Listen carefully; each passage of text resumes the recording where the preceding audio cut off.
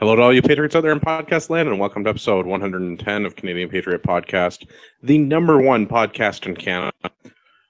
We're recording on Monday, December 11th, 2017. Oh, I don't know what's up. Tim's not here. Gavin's up. Gavin. All right. I'll skip those other two guys because they're slacking. Hi, I'm Gavin, business owner, gun enthusiast, hunter, atheist, host of the Greater Toronto Area chapter of the Tactical Beard Owners Club. And big shout out to Brother West, who's listening down from the States right now. So cheers, brother. All right, I'm Marty Hunter and sports shooter in rural Southern Ontario. I'm Tim's sports shooter and father of three, owner and operator of Tim's Good T-shirts, and the descendant of beer-drinking immigrants.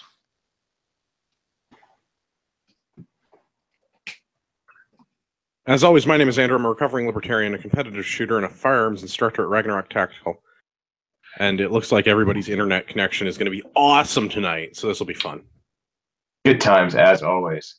Then we'd love to hear your feedback about the show and how terrible our internet connection is. So please visit CanadianPatriotPodcast.com/feedback or email us at feedback@CanadianPatriotPodcast.com. You can also, send us a message and get the mailing address if you want to mail in a cassette tape, because apparently that's something that happens these days still. The edited version of the show is available on Stitcher and iTunes, and we'd love some more of those 5-star reviews on iTunes, because that's how people find us. So, leave us one of those, and in that comment section of that, put down something you'd like me to drink for an episode. It may happen. It may not. Jar of Swish. All right, and as always, you can find the podcast on the social medias, Facebook.com/Canadian Patriot Podcast and Instagram.com/Canadian Patriot Podcast.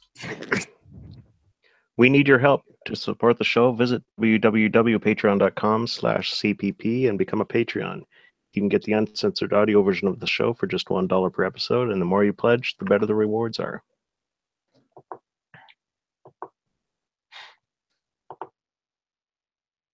Oh, I guess that's me. Sorry. Ad read. Arrowhead Coffee is owned and operated by Canadian Armed Forces veterans. They love our country, the true north, strong and free, their friends and family.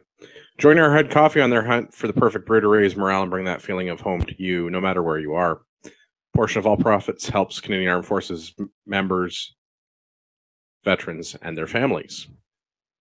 All right, let's do. What are we drinking? Gavin, what are you drinking? I'm once again drinking Jack Daniels and Coke Zero this evening. I know, super exciting, but it does the trick.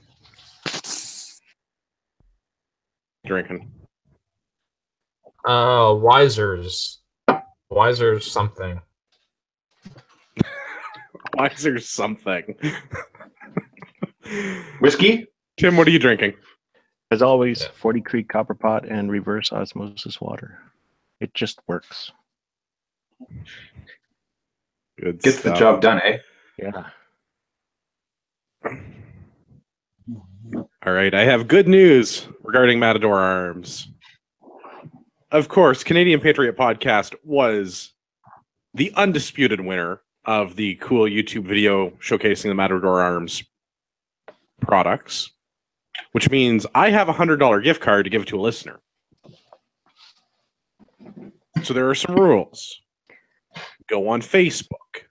Find one of the videos. There's the one that I produced, and there's the one Gavin produced.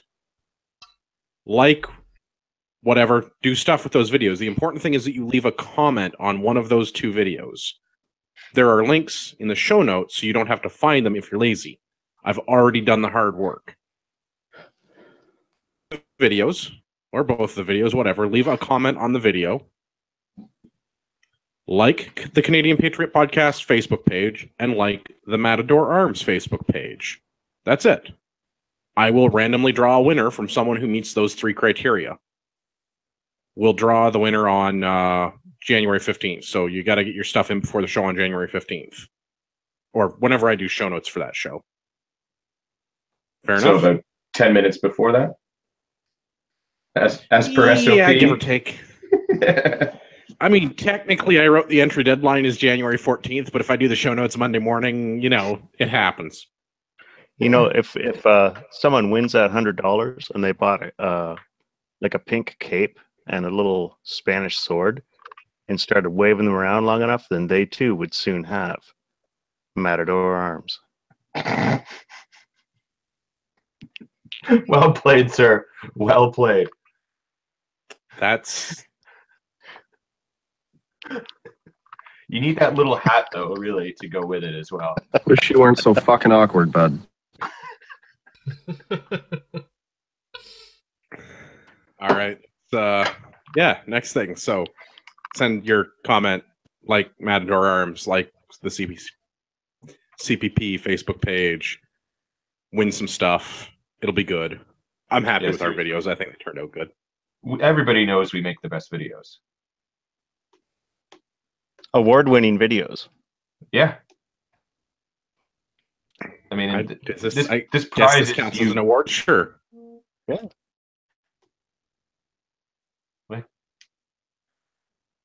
I mean, more so than any other podcasts out there. Yeah, we're the number one podcast in Canada now. Yep. All right, let's do the main topic tonight. There is no news. We do have some listener feedback to get to, but the main and only topic tonight is Lindsay Shepherd. Timer. For anyone who's not aware of what's going on, because I guess they haven't been in the media the last 2 months. If you're not following the media, I don't blame you. I wouldn't do it if I wasn't being paid to do this show. Wait, you're getting paid? One of the research paper topics that students from Communication Studies 101 at Wilfrid Laurier University can choose to write about this semester is communication bubbles. Communication bubbles refers to the phenomenon of people becoming entrapped in an ideological echo chamber as a result of only seeking out or being fed news that confirms their existing belief.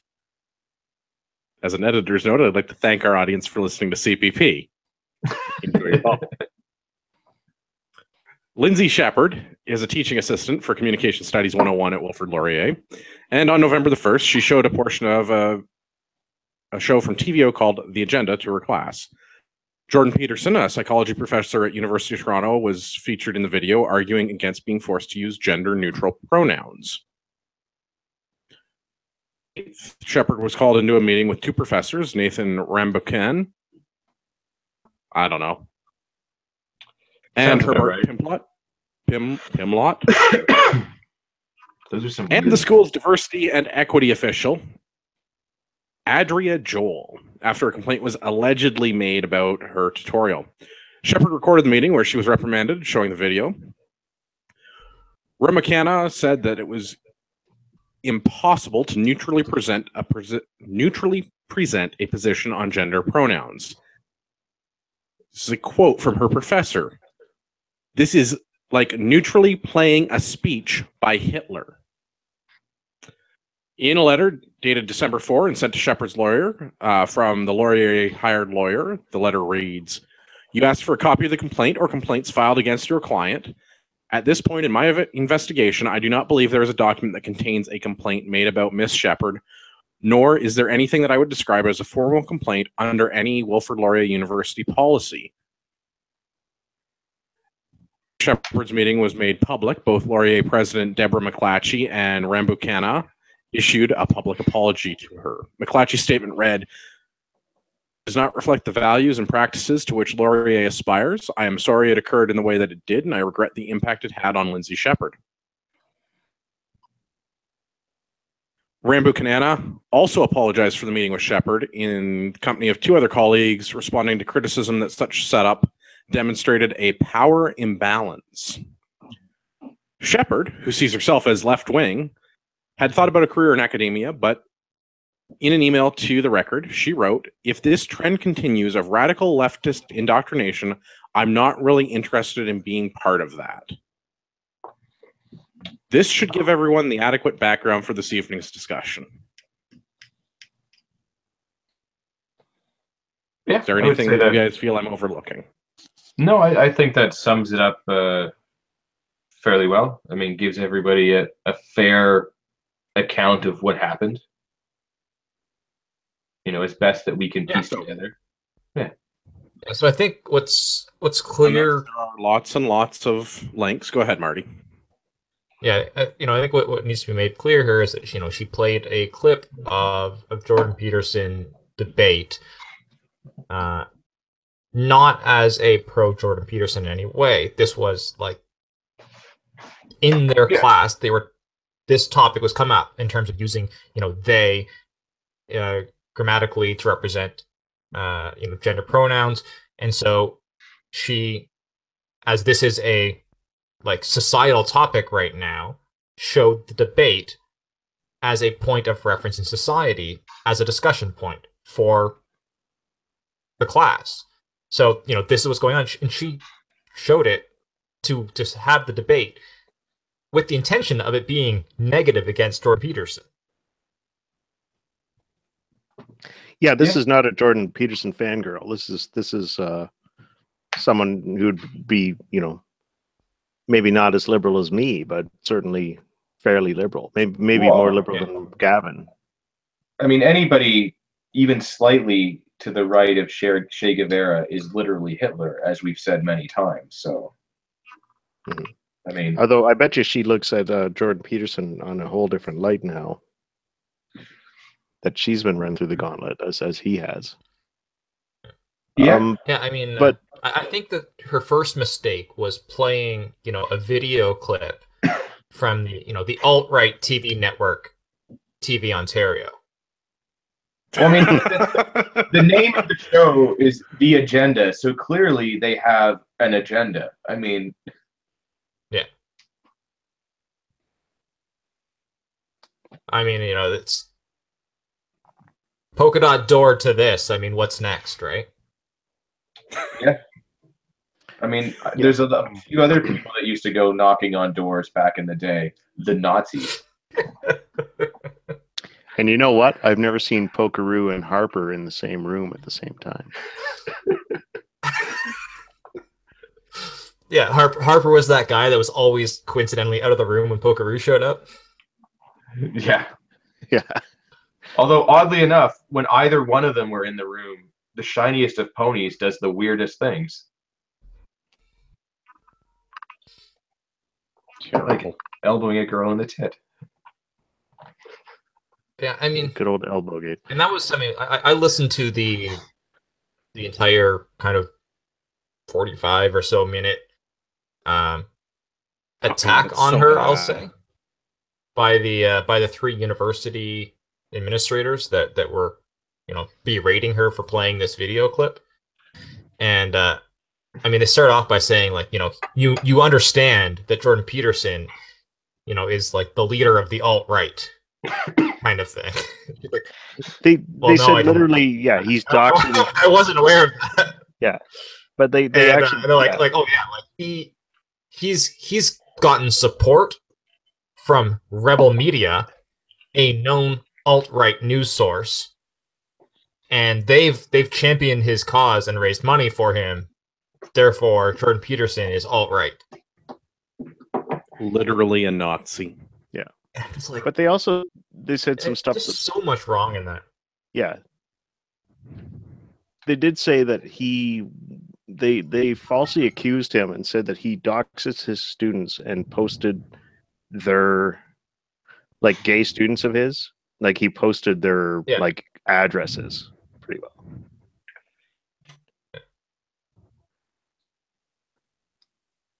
And like that's like, completely false. Like, oh, absolutely, yeah. The things that they were saying about Jordan Peterson, yeah, it's really as if he was. I mean, there's definitely a point in that conversation where they equate him with Richard Spencer. It's like they think this guy, is the next Harper. Oosh. Literally Harper. Can we make that a t-shirt? I know a guy. Yeah, we're gonna get back to that one. I've got some input. All right, so On which, the T-shirt or the Richard Spencer? The T-shirt. I don't have Richard Spencer input, but I guess for everybody out in podcast land, if you don't know who Richard Spencer is, it's important to understand that he is one of the vocal rallying points amongst the American alt-right during the last election. He also has a very, very good haircut. Yeah, I mean, you could set your watch by that haircut. But so I believe he is a self-proclaimed white supremacist. I don't think I'm not falsely accusing him of this. No, I don't think so. But what's going on is the left are like, by saying, that Jordan Peterson is like Richard Spencer, and by doing this and doing that, they're basically deplatforming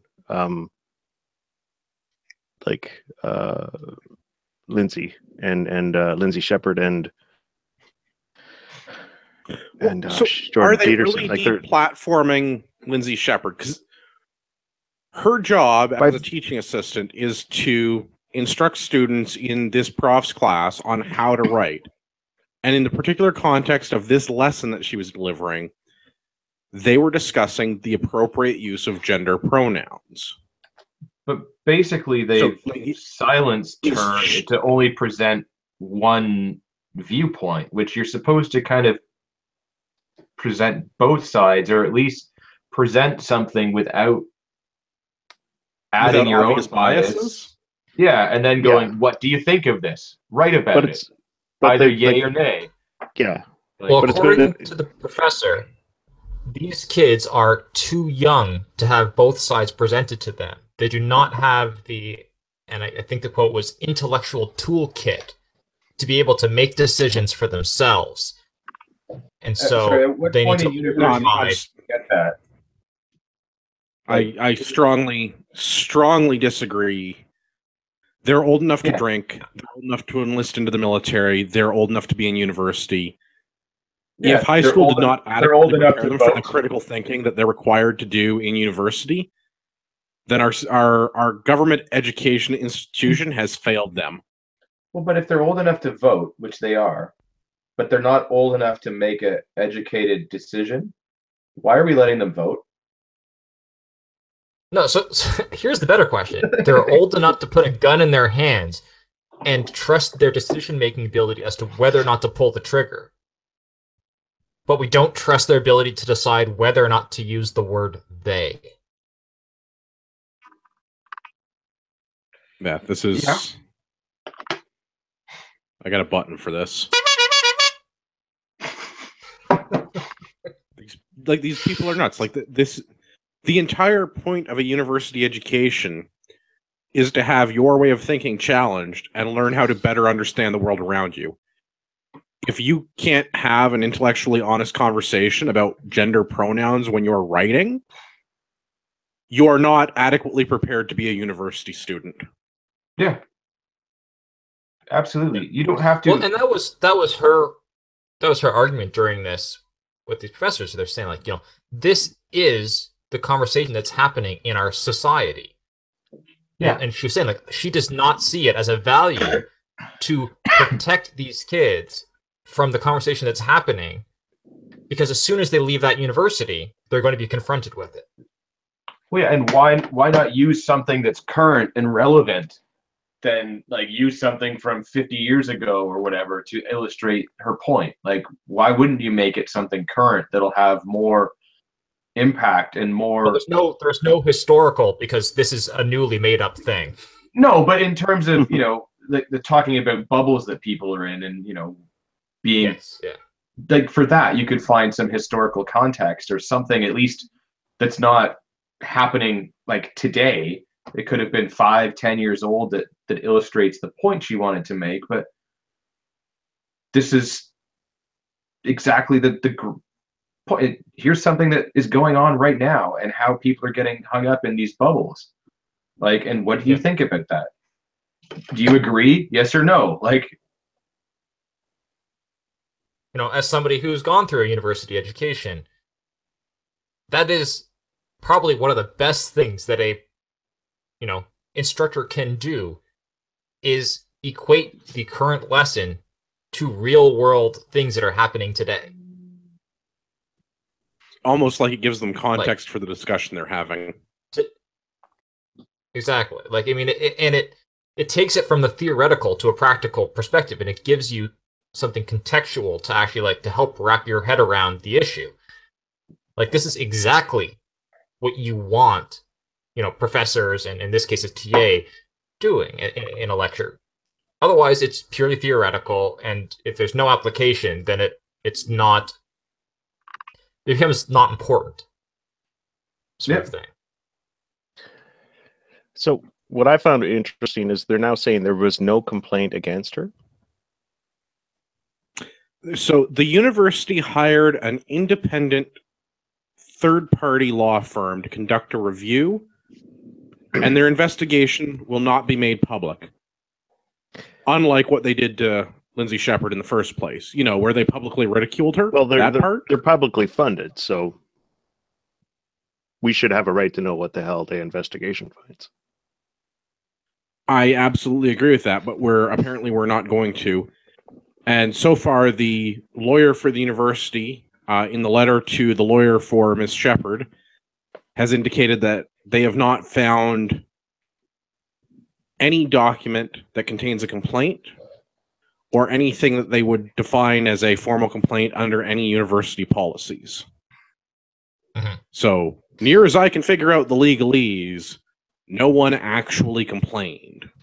So that's the thing, but specifically in the recorded conversation, she was asking how many people she upset. She was really upset that she had upset her students, in my opinion. And she was saying, how many? And they said, we're not at liberty to say. It's one or more people you've upset. Yeah. You would think if somebody came to the university and complained to the what's this woman's title? The diversity and equity official? Are they the chief? Yeah, I hate that title. Diversity. No, they are the diversity and equity official, which is a stupid title. But you would think that there would be some sort of a record of that complaint if there was. Hang on a second. They're guaranteed that this person is one of many diversity and equity people at the university. Yeah, but you can't have a chief one. That's cultural appropriation.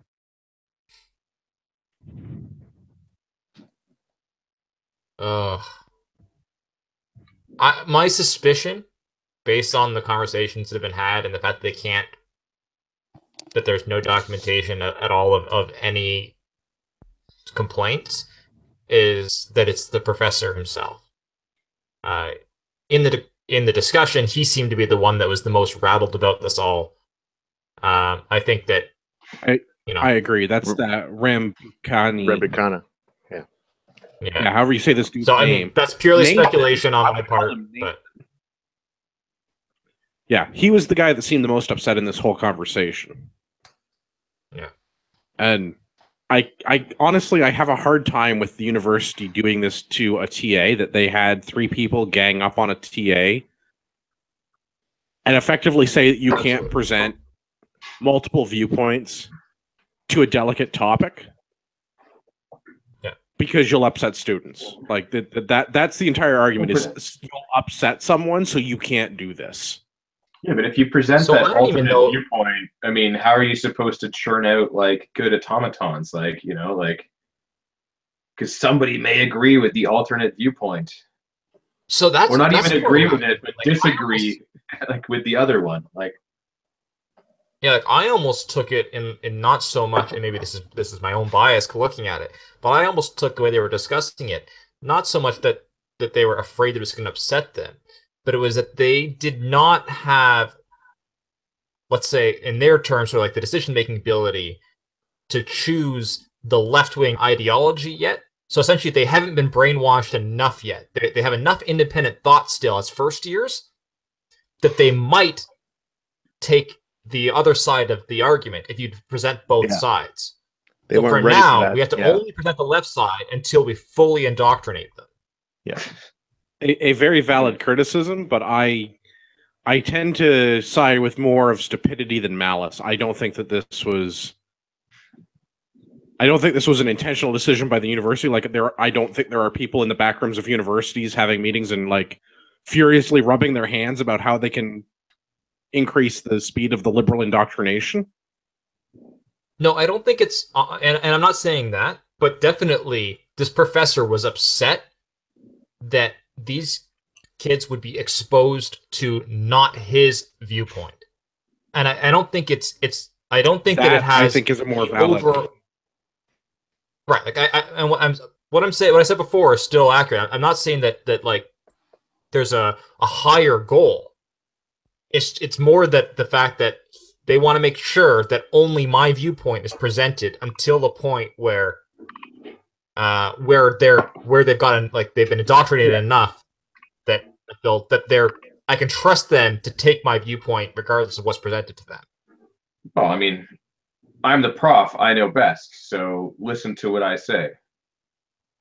You know? Yeah.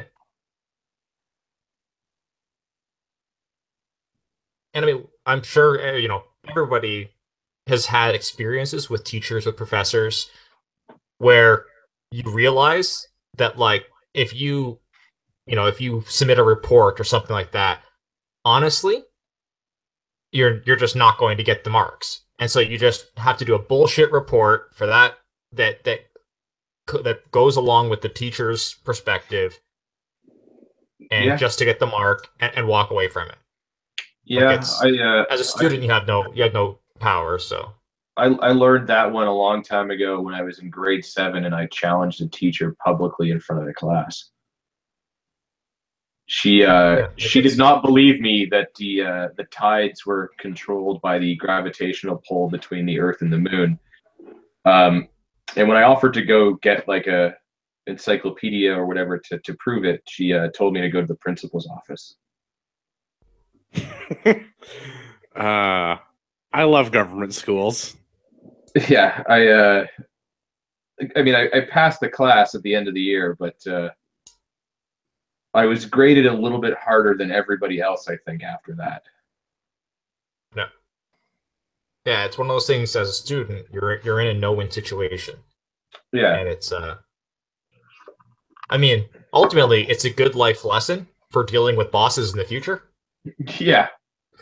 But there's a difference between your boss being right and someone being factually wrong. Well, can we talk about people that are factually wrong? I want to. That's all we do.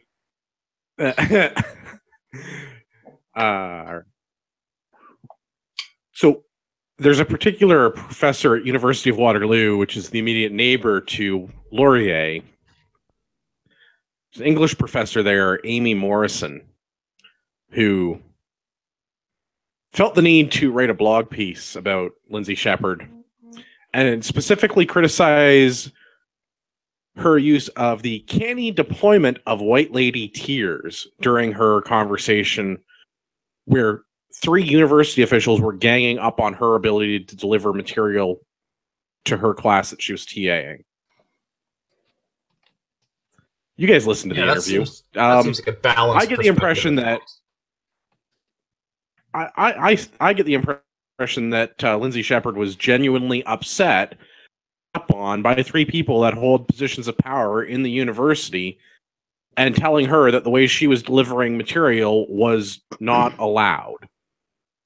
Like that she was in violation of the university's gender violence and sexual assault policies, Ontario Human Rights Code under Bill C-16, that she was doing something that would have been tantamount to physically assaulting her students or agreeing with Hitler. Like, she was clearly rattled during this conversation. Interrogation is maybe a better way to describe the interaction. Yeah. Yeah. I would say, having listened to the entire thing, I am genuinely impressed with her level of composure throughout this entire thing. Personally, I would like for her to improve her agree and amplify game, but I think she did very well under the circumstances of being in a junior position and having 3 senior faculty members crapping all over the work she had done. And none of them making a cogent argument. It was lit. I'm sorry, go ahead. I was just saying, like, not like she was up against 3 against 1, and she held her own and peeled away their arguments. Like, she poked holes in all of their arguments as they came up. Like, their arguments were not arguments. You can't argue based on feelings. Upset, and obviously, there was a couple points where she was, where she, yes, there were some tears that obviously were shed, but, I can't imagine, many people holding themselves better under this type of stress than she did. I would like to see the criticizer in this case, Professor Morrison from Waterloo. I would like to see how she holds up in similar circumstances, because based on her biography on the Waterloo website, I do not feel she would fare as well. Well, and I mean, they should be subject to some criticism now. Like, just this particular professor, would you care to guess at what color her hair is? Is it blue? Please tell me it's blue. It's blue. It's so blue. Like, yes, she has blue hair. If that does not describe enough of the position that the Professor Morrison finds herself in, I would like to read you the first 2 lines of her university biography. I wanted to be a computer scientist until I was the only girl in all my high school courses. So I pursued my second love, English. Her entire university tenure is based on the patriarchy didn't let me do computers. I'm pretty sure she made that choice herself when she was like, there's not enough girls in here. Nope. She wanted to be a computer scientist until the patriarchy said no. For a while, yeah. And these are the people that criticize someone who takes a fair and balanced perspective to teaching. Well, interestingly enough, the professor, what are we calling him? What's his first name? Nathan. He tried Rambucanana? I don't know. Yeah, he tried to give examples to her about how you can, introduce controversial topics or have controversial discussions in a way that you preface it so that they understand that that there's only one right opinion on this. And interestingly enough, the example he used was for, well, he called it a similarly alt-right website, and it was about firearms. I didn't quite get the website when he mentioned it. When I looked it up, it looked like, when I looked up what I thought was the website he said, it was just a firearm sale website, but they were discussing the 3D printed firearms. Well, and, but clearly that's super right wing if it has 3D printed firearms. Apparently.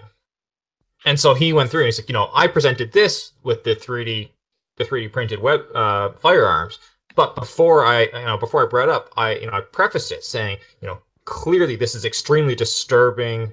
This is, very negative thing, all this kind of stuff. I prefaced it all that first before we even discussed that the website and that. So, I clearly basically set the premise that this is a terrible thing. You must all agree with me. Now let's discuss. Okay. So that's the senior professor. From the intellectual dishonesty of that. Like, aside from that individual's incredible mental gymnastics and intellectual dishonesty, that is not what Lindsay Shepherd was doing in this case. They were talking about the use of pronouns. They weren't talking about whether or not the trannies have rights. They weren't talking about how you should address someone if you disagree with their particular pronoun set. About how to use pronouns. So just you have an opinion about that. Just to go back quickly to what Marty was saying about the 3D gun thing, I think that professor needs to read this book here by Cody Wilson called "Come and Take It: The Gun Printer's Guide to Thinking Free." An excellent read for anyone that hasn't read it. And Gavin has now created a thought crime. We're going to be banned from YouTube, but Well, we've already been demonetized, No, so so I think it's an interesting one to talk about, because it clearly shows that, you know, even like the intellectual dishonesty of being able to say, you know, we spoke about a controversial topic, when clearly he's admittingly saying that, like, I set it up in such a way that there's only one right answer about this topic. There's only one conclusion that they can come by. And you know, this is a professor saying ahead of time, giving an example to this TA, like, this is how you talk about something controversial. You set it up in such a way that they can only come up with one possible, you know, outcome, and then you give them the topic. yeah, give them your opinion first and the answer, then tell them what the question is. Exactly.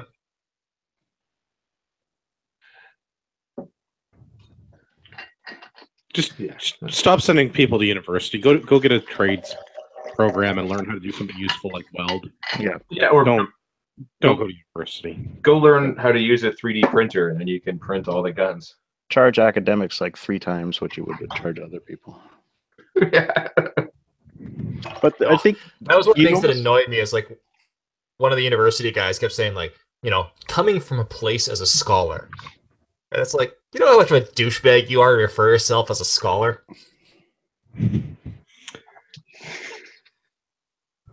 Yeah, I'm pretty Like sure referring Waterloo to yourself or as Laurier a- is part of the road, right?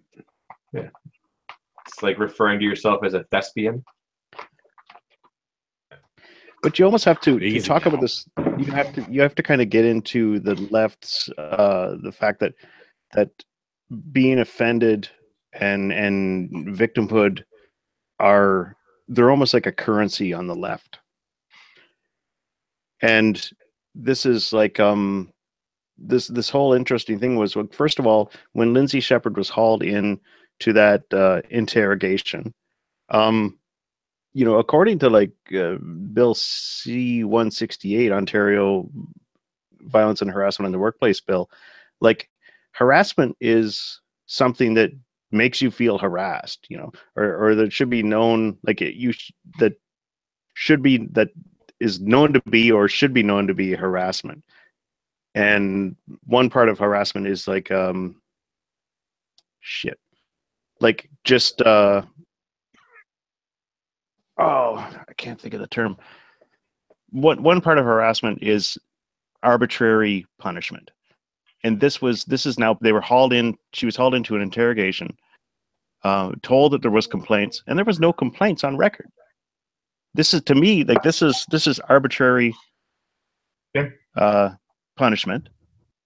This could constitute harassment in the you know, according to Ontario law, in harassment in the workplace.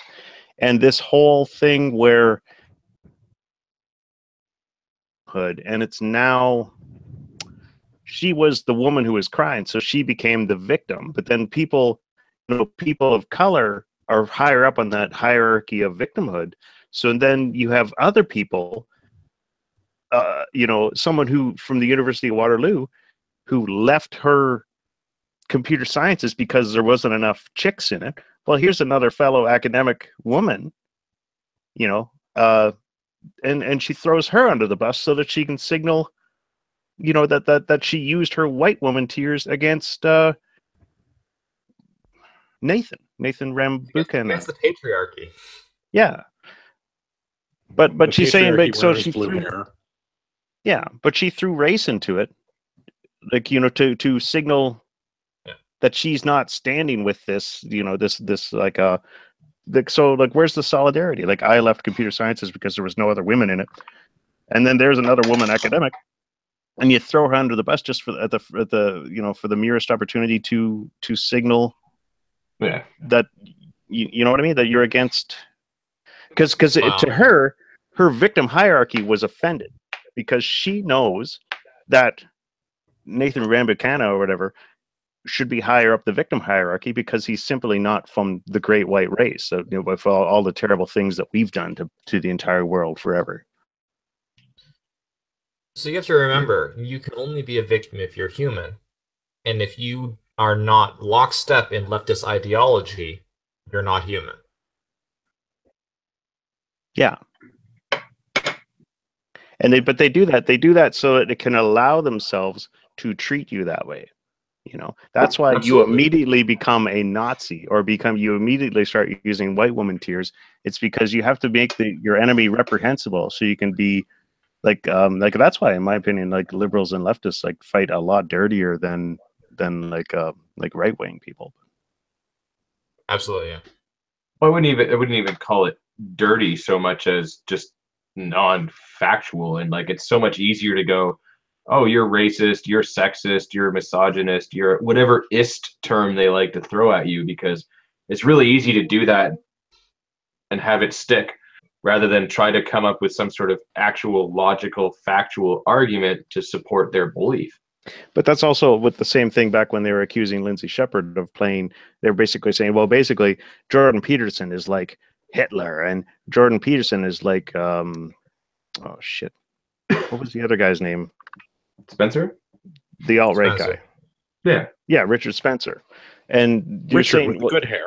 Yeah, good hair, Yeah. Richard Goodhair Spencer. And this is basically you play this evil stuff in the classroom so that she had, because if she had just taken that, like if she had reacted poorly to that, she would have no defense, because what she did, like to do that would be indefensible. So by equating it to something that's indefensible, they're just removing the ability to, like, that's why I said it was kind of like deplatforming, but it's just basically they're just trying to leave her with no way to defend her actions. Even though I think she had an excellent premise, and it was, if I had to choose which education system, like, or which school my kids went through, I would want it to go through the kids that didn't keep them in some stupid, bubble echo chamber. Yeah. I mean, so Tim brought up a good point there, in that, if she had played a video of Richard Spencer or a video of Hitler, that would be indefensible. Is that the case, especially in a university setting? Strongly disagree. Yeah. To me, that debate can be had. Any debate can be had. They can talk about, like, why can they not have a debate as to whether or not white supremacy is a valid ideology? I would hope that everybody in the class is going to come on the right side of that debate and be like, no, they're assholes and they're douchebags. But it's still a valid, that's still a valid thing to debate, because it's something that's I would argue you would learn more from doing that debate earnestly than doing some toss-off debate, like something that, you know what I mean? Like doing a debate that's simple, and like just do, if you do one and really try to argue like the hardest case, that's you're going to learn more, and you're gonna start thinking in ways that you hadn't thought of before. So, well, and sometimes it's good to even argue for things are stupid and wrong, just for the mental exercise of it, right? Like, if they set up a debate in the class and they said, okay, half the class is on this side of it, half the class is on that side of it, whether that's what you believe or not, that's the side that you're picking for this particular class. The alternate perspective. And yeah, you're going to have a mix of people that believe what the side that they're on are completely contrary to it, or people that just don't care. But the mental exercise of going through the argument and going, okay, how can I legitimize this side of the argument using facts? And do that as a mental exercise. I mean, you learn so much from that. I mean, that's the problem is that teaches empathy, and you don't want that in your soldiers. I mean, I did that in high school. They're all about empathy. No, we have to have diversity and tolerance. Yeah, but they only say they have empathy so that they can say we don't, so they can say we're monsters.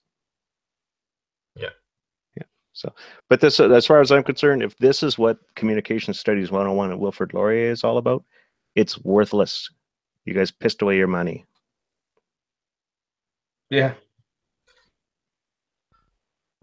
Well, I want to give a quote from Lindsay Shepherd here, from the National Post article, that I thought was kind of interesting. So this is the quote. The reason I chose to pursue a master's degree in the first place was not to advance my career prospects, but to advance my intellectual horizons.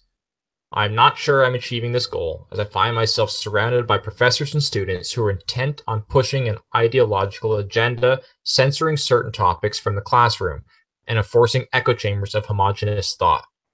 I accept that I'm partly to blame for this. I've been complicit in self-censorship these past years by staying silent for fear for expressing ideas that can make me a pariah among the authoritarian left who seem to think they have a strong hold on classroom morality. But now I've stopped paying any mind to the reactionary labeling and thought policing from this group, and I feel more free than I felt in a long time. The red pill. I thought that was Yeah, I was just gonna say the extreme left is far better at red pilling the left than we are. I mean, right there. I mean, that sums it all up. I thought that was I thought that was such a great quote from her. And it's she said she's a political science and something else was her undergrad. And she's like, in this article, she comments how she understands there's a lot of people that think that there's not a lot of value to that degree, and she knows that she's going to have to be defending that degree, and it's going to be difficult for her to find work. And getting a master's in that isn't necessarily going to advance her career in any way. And she's done that purely from the intellectual perspective, is to try and advance which is what university was supposed to be. Like, college is where you went to go get a hands-on career job. University was supposed to be where you would go to become educated and learn higher thinking, critical thinking, and things like that. And now they're basically banning that, and that's ridiculous. That goes against everything that university is, in my opinion. Absolutely. I'm inclined to agree. I did both. I did university and college, and can tell you, at least when I was in college, there was a lot more critical thinking and higher thinking that you needed to use, because you weren't always presented with this is how it is. You were kind of just given something and were expected to form your own opinion on it. And then were graded not necessarily on what your opinion was, but how to.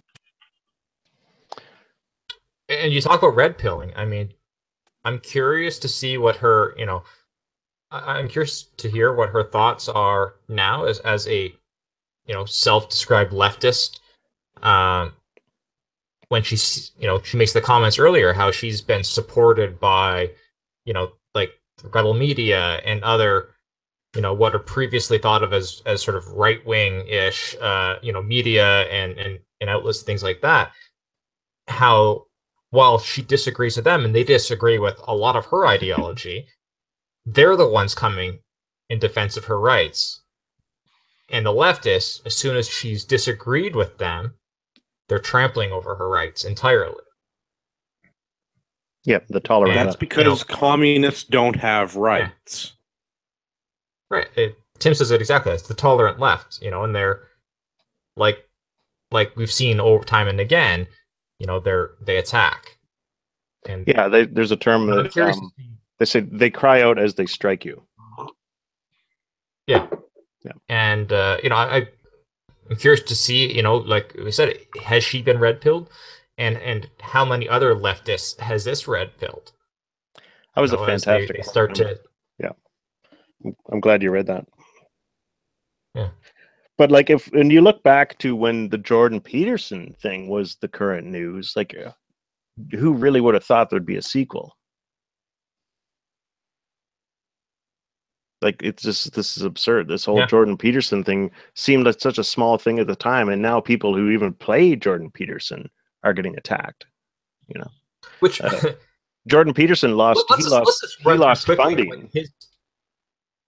He has tenure. Run through quickly what his argument is, and that's that he feels that C-16 is a violation of his rights because it's forcing him to use verbiage that he disagrees with. And so his thing isn't that, trans people, they can call themselves whatever they want, they can do whatever they want, they can be whoever they want, but they can't force him to call them by their approved pronoun. Exactly. But that's the whole argument. That is law. Is that he's Canada. saying is that it is now, yes. Yes, it is. But not when he started this. So we've made a law about feelings. And I got to tell you, there is nothing less important in this world than feelings, because there's 7 billion people on the planet. We all have feelings. They're all different, basically. And you know what? They could all change in 4 minutes. It's stupid. It's really scary to think that there's a law out there. Like, freedom of speech is dead, and this law, this is just the first thing. Like, they almost they tried to attack her with this. They were basically saying this was an overreaction of the university for whatever reason, but part of the equation was the fact that, in their opinion, they thought they could get in trouble because she was dangerously close to breaking the law. Yeah. I don't even know. Do you think I don't even know if they thought that. Honestly, I think this was more the professor just being upset that an alternative viewpoint was presented to the students. Yeah, his graduate student wasn't doing exactly what he wanted them to do. Yeah. Okay. But I remember they specifically in the recording they did mention that this is, that didn't they kind of touch on that she was coming dangerously close to like breaking the law by saying that they accused her straight up of breaking the law. Yeah, they accused her of being transphobic, and the diversity and equity officer accused her of breaking the law. Yeah. So I listened to it when it first came out, and it's kind of faded by now, but. Do you guys have any other? I read the articles, but I only recently actually listened to the full 50 minutes, 45-minute, or whatever discussion between them all.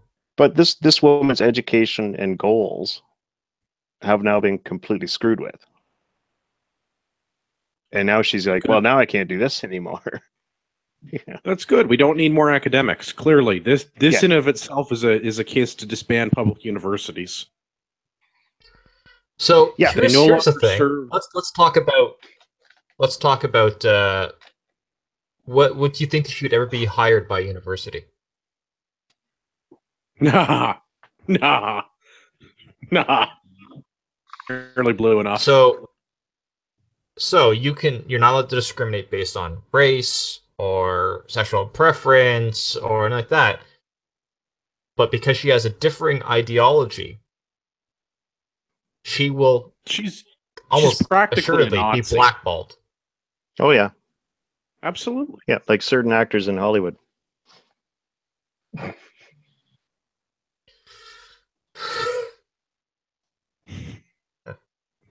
So I mean, you want to talk about human rights violation? Let's talk about that.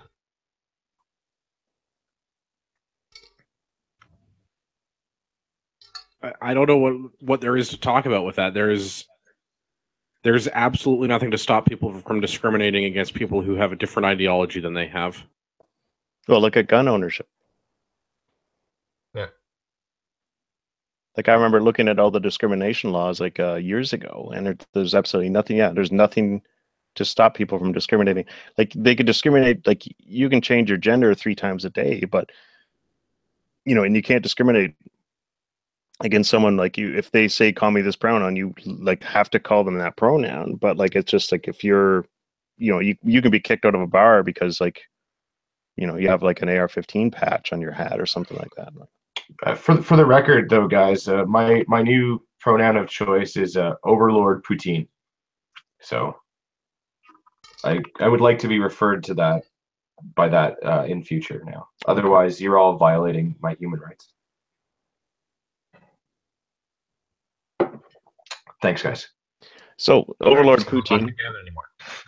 Overlord Poutine. Yeah, I'm not talking to Gavin. That's what that is. What was the price of that bazooka you had on the? Unfortunately, that I don't don't think for sale, but Oh.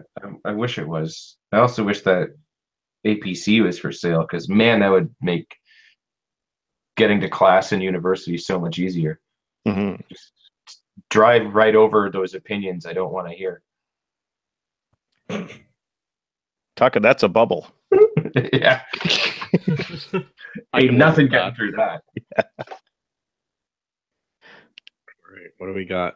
Let's get into rapid fire feedback. We've got a bunch of listener feedback. We'll start with an email from Jonesy. Jonesy's email reads, "Hey Andrew, a little behind on episodes. Listening to International Liberty or Death podcast, episode 88, part 3, where you were a guest on there. Loving the crossover episodes between 2 of the 3 podcasts I actually listened to. Yep, SKS will work for a truck gun. But before you do, consider the Troy PAR National in 223. Holding your laughter, consider this. They're about $1,000 used on Canadian gun nuts, awesome quality barrels, takes AR mags. Canadian Tactical Cowboy Supply has nice polymer 10 rounders. Light, reliable quality builds. Ergonomics you're familiar with. Folds down to minimum legal length. Far more accurate than Minute of Man of the SKS. And much easier to carry if you have to walk at home." So I want to thank Jonesy for sending that in. I had not really considered the Troy PAR, expecting to be completely priced out of the market, but for $1,000, I could Yeah, live with that.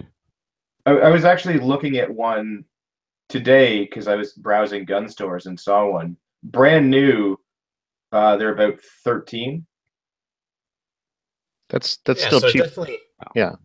That's around a VZ I wouldn't have thought price. about the. Yeah, I wouldn't have thought about the Troy PAR either, but yeah, for sure. In that budget, like if you're, can step yeah, a bit over the SKS, but like, you don't have the funds for a non-restricted black rifle, would be 2 to 3 times that. yeah. That I mean, that's actually a pretty interesting. solid solution because it does have the ergonomics of an AR. Yeah, And you get to work out your It's a left pretty good bicep. suggestion. yeah. No, I'm still holding out for a Tavor, but my backup truck gun might have to be a Troy pump action. yeah. I mean, it's kind of a neat little niche gun. I mean, in theory, I mean, if they had designed that mag differently, like so that it did ARs mag capacity. Yeah, but that's too late. They've already designed it to use an AR mag, Stanag I mean, pattern mag. it makes sense that they would because that's readily available and it Because is America. well, and it is an AR, a pump action AR, but an AR nonetheless. Sorry, you cut out for me. What mag are you suggesting that you wish Well, it was? well, I'm just saying if they'd used a proprietary mag of some sort, they could have 30 rounders or 110 round drum magazines or something. Yeah, they're not limited to the 5/10 as a semi-auto. Yeah, America Yeah. just called. They don't care. Yeah, but yeah, given that Rapid fire feedback from America. They don't give a shit. Yeah. Yeah. We can't hear you over. Not a single fuck. yeah. Very interesting rifle and a good suggestion, though. Yeah, I appreciate Jonesy's feedback, and I look forward to making a return appearance on the International Liberty or Death podcast at some point in the near future. No idea when that'll be. I just look forward to it because it's always a good time. Yeah, we get to cut loose a little more. All right, let's. I've got another one. We've got 5-star iTunes feedback. Somebody can't follow directions. This is from LLC Walsh. I like it. Great beards, decent brains. But he didn't leave a suggestion for what Gavin should drink. Well, Jack Daniels and Coke Zero it is next time then. Or did he? All right. Decent brains could be the suggestion.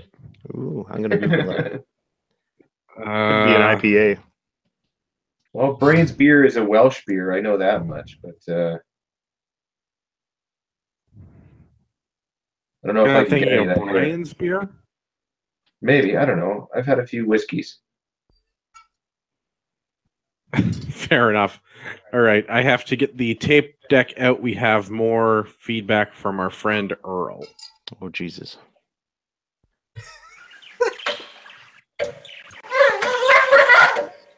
Dear sir, my name is Earl, and this is in reply to your request for feedback on your internet radio show. My great-grandson sent me a cassette of your last episode, and I gave it a listen. Upon said cassette, I heard you discuss the finance minister, Bill Morneau, at length. Morneau? More like moron, am I correct, fellas? I gotta tell you, it's not surprising that Irishman married a McCain. As to my mind, they are naturally drawn to potatoes. Stop it. I once worked with an Irishman up in a lumber camp north of Iroquois Falls, and I gotta say, I really didn't have much use for him. However, I can tell you from experience, it's far easier to tar and feather an Irishman than a greasy dago. Stop it. Back in March of 31, when Iron Heel Bennett closed all immigration, excepting for the British, I thought things were looking good. But wouldn't you know it, I hired a damn Scot. His name was Angus Mick something or other, but we just called him Anus. That's right, boy. Fucked your dog.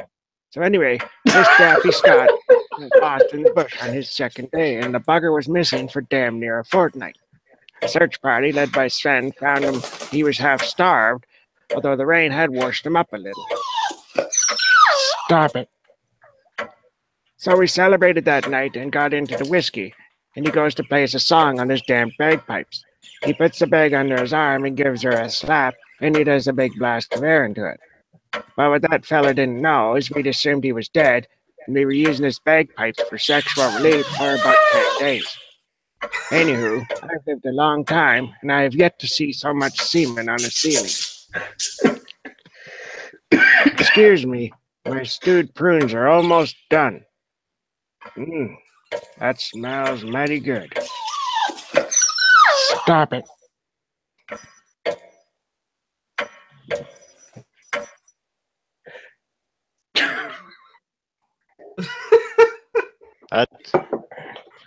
Is that really feedback? This is quickly becoming my favorite segment. Thank you. Yeah, Earl. I mean, it's I'm nice to see slowly that we wearing have out a my fan. tape deck. I will have to acquire a new tape deck soon, but I am thoroughly enjoying these. You can clean the head with a Q-tip and alcohol. Sounds like a few of the guys in Earl's story may have needed to do that. Wow. I think he needs to be a teacher at university. I would take that class. Yeah. Yeah, Storytelling. that's a 101. paddling.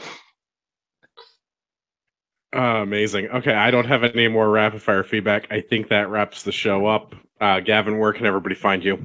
The best place to find me is on Instagram at urbex_GTA. Marty, where can everyone find the show? Visit us at CanadianPatriotPodcast.com. Facebooks and Instagrams were at the top of the show. If you have extra feedback, you can email us at CanadianPatriotPodcast.com/feedback. That's not an email. Visit us at feedback or email us at feedback@CanadianPatriotPodcast.com. That's how the internet works. Close enough. Close enough. Tim, where can everybody find you? You can find me at timsgoodtshirts.ca or facebook.com/timsgoodtshirts. All right. I would normally apologize to Rod Giltaka because we can't fit him into the show tonight, but I'd like to leave our listeners with a quote instead. From a Polish mercenary by the name of Raphael Gonowitz. What is it like to take a human life? And his reply was that he wouldn't know. He's only ever killed communists. For all of our listeners out there in podcast land, I'd like to remind you that you are the true North, strong and free.